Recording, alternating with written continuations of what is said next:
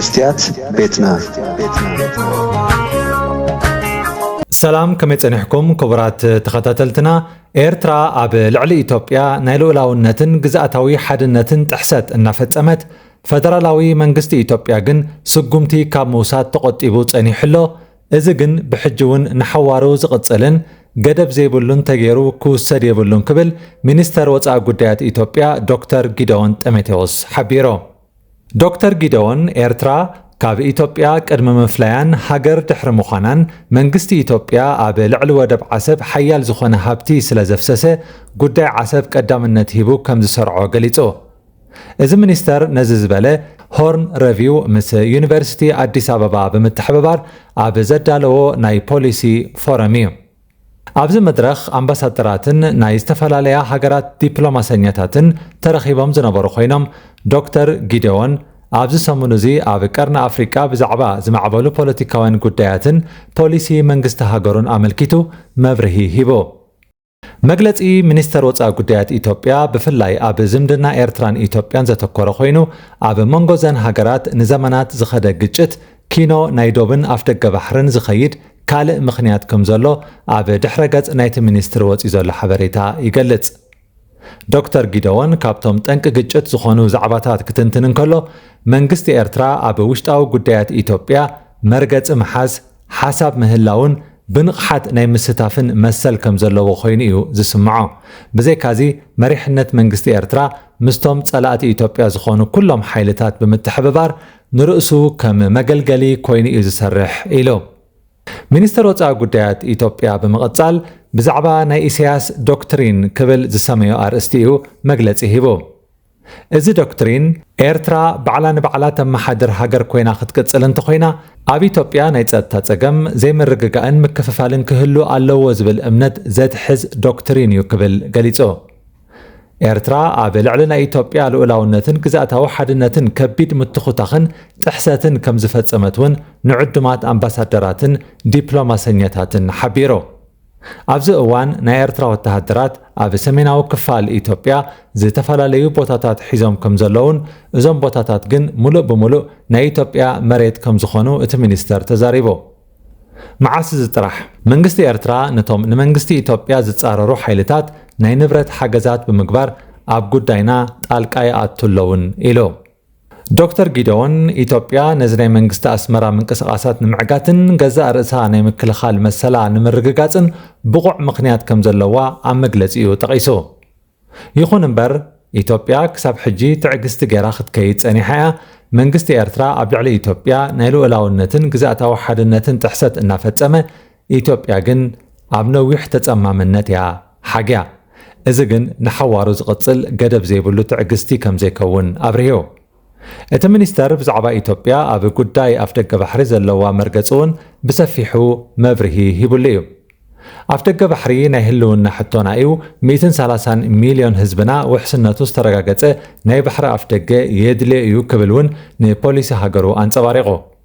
ናይ ሃገራት ኤርትራን ኢትዮጵያን ምስትሕሓብ መፍትሒ ዝረክብ ብናይ ክልቲኦም ወገናት ቁጠባዊ ውህደትን ዝርርብን ከም ዝኸውን ብምግላጽ ኢትዮጵያ ወደብ ዓሰብ ውሕስነቱ ብዝተሓለወ መንገዲ ከመይ ከም ትጥቀም ንምዝርራብ ድልውቲ ምዃና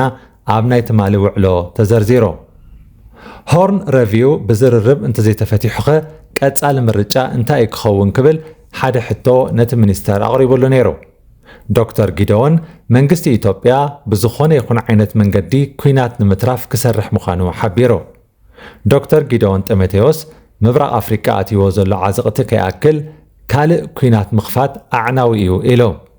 መንግስቲ ኢትዮጵያ ንኤርትራ ዓጸፋዊ ግብረ መልሲ ዘይሃበሉ ምኽንያት እውን ካብዚ ዝተበገሰ እዩ ስለዚ ናይ ኤርትራን ኢትዮጵያን ናይ መጻኢ ዕድል ንምውሳን ዝርርብ ክግበር ናይ ኢትዮጵያ ድሌት እዩ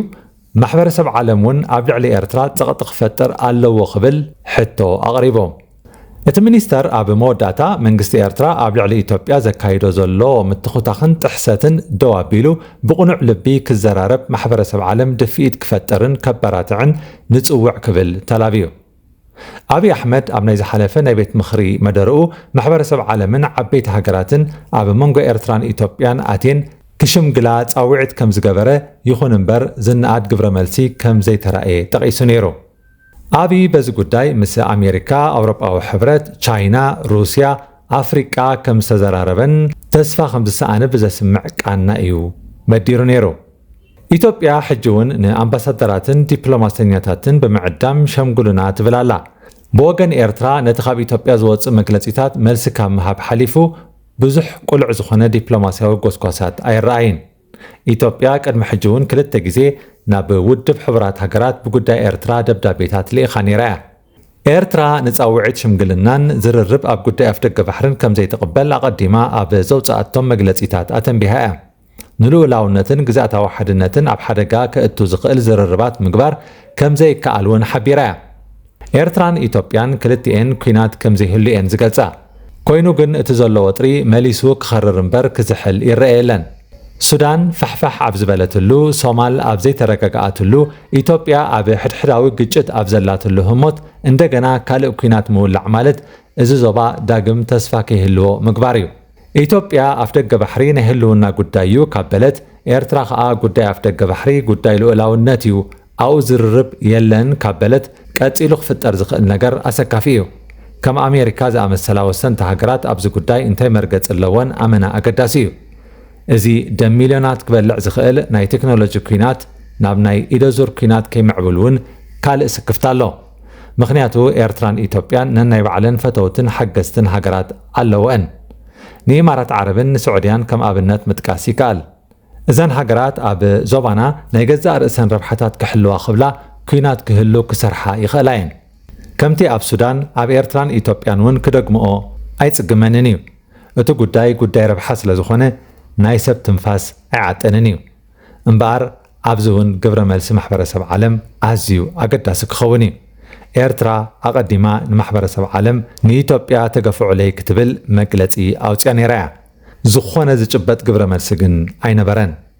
ክቡራት ተኸታተልቲ መስትያት ቤትና ንሎሚ 14 ሕዳር 2025 ዘዳልና ልኩም ትሕዝቶ ኣብዚ ተዛዚሙሎ ጽባሕ ብኻልእ ኣርእስቲ ክሳብ ንራኸብ ደሓን ፀንሑ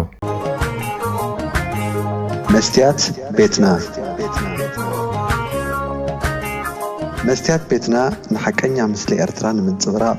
ዝተፈላለዩ ጽሑፋት ተንቀሳቐሲ ምስልታትን ቃለ መሕትታትን ሒዛ بذكرها كبراب إن ترى الوقت تقرب مدبيا كفوت لساني من يزعج وني هاي سجد علي عبطاقوت ملاخي قطاوخ يقنا مسلي فتحي